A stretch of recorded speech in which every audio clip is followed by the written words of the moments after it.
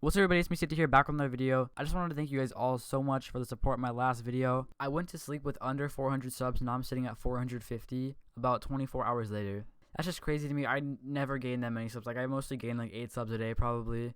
And none of my videos cracked like 300 views, but this one got over 5,000 views in just one day, which is absolutely mind-blowing. So yeah, I really appreciate all the support, and this video is going to be 5 things that we need to see in DropBlox. Number 1 will be customizable keybinds. I don't know how difficult this would be to script, but I do think that it's a necessity for this game. There's not much to say about this, you know, just maybe a keybinds GUI, a button somewhere on the main menu for people to select, and you can change your keybinds from there. Number 2 is going to be codes that are accessible for people who outside of the US. What I mean by this is usually when codes are dropped, it's only when people from the United States, or I guess North America overall, are awake. This was really brought to light with the last YouTuber codes that I made a video on last time.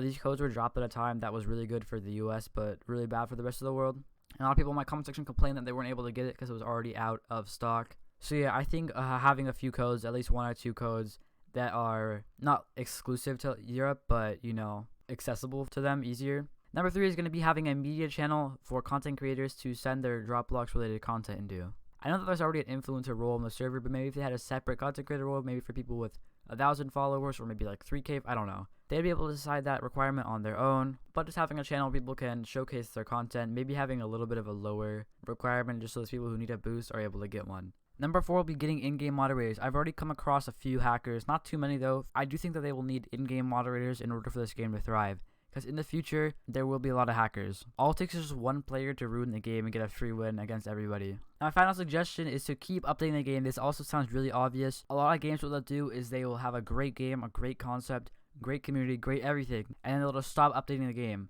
for months and months and months. I know this sounds like a game I've made a lot of videos on in the past. He had a great concept, and it was the best game of its type, but he stopped updating the game, so it's become extremely boring and many people have left the game. Sorry for a little bit of a shorter video and a late video, and kind of maybe it might be seen as a little low effort or sloppy. I have tried over 3 videos today.